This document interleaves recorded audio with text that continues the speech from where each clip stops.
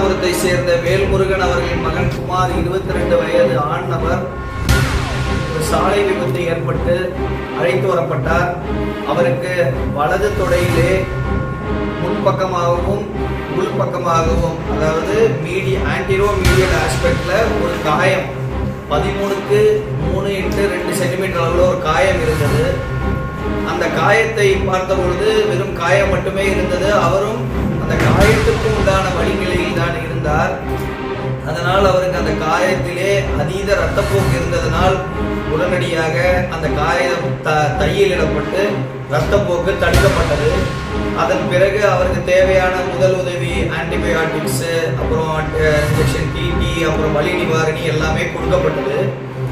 அதன் பிறகு மறுதினம் 16/1/25 அன்று அவருக்கு எக்ஸ்ரே படம் எடுக்கப்பட்டது வலது தொடை பகுதியில்.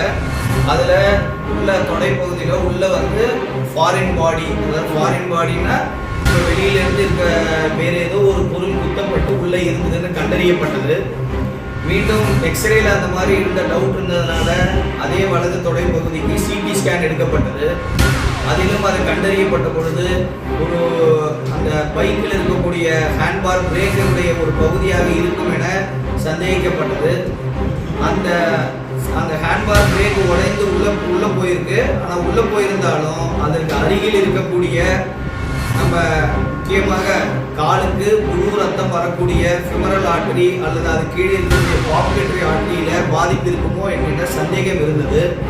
அதனால் இன்று 17/1/25 அன்று நம்ம ரேடியாலஜிஸ்ட் டாக்டர் பிரியதர்ஷினி மேடம் முடிவெடுத்து சிடி ஆன்ஜியோ இம்மருத்துவமனையில் முதல் முறையாக எடுக்கப்பட்டது.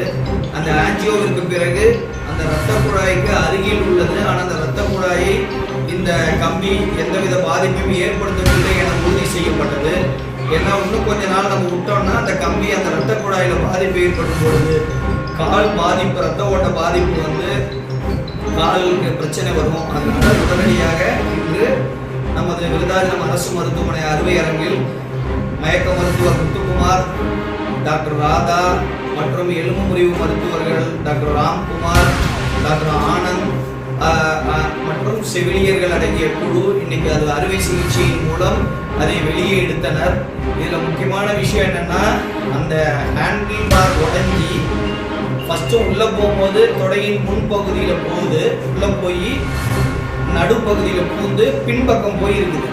ஸோ இன்னும் கொஞ்ச நாள் நம்ம இன்னும் 1 நாள் 2 நாள் விட்டுருந்தோம்னா அதை தாண்டி போய் அந்த ஃபிமரல் ஆர்டரி இல்லை பாப்புலேட்டரி ஆர்டரியில் சேதமை ஏற்படுத்தினா காலுக்கு பாதிப்பு, அதாவது கால் ரொம்ப பாதிப்பு ஏற்படும். அந்த பாதிப்பு வருவதற்கு முன்னர் நம்ம இப்போ அறுவை சிகிச்சையின் மூலம் அகற்றி இருக்கிறோம். இது ஒரு டீம் எஃபர்ட் தான். அதில் இது கிடையாது. எல்லாருமே அறுவை அரங்கு செவிலியர்களாக இருக்கட்டும், அங்கே வார்டில் இருந்த செவிலியர்கள் மற்றும் ஓடி அசிஸ்டன்ட், நான் டாக்டர் சாமிநாதன், தலைமை மருத்துவர், அரசு மருத்துவமனை, விருதாச்சலம். எக்ஸ்ரே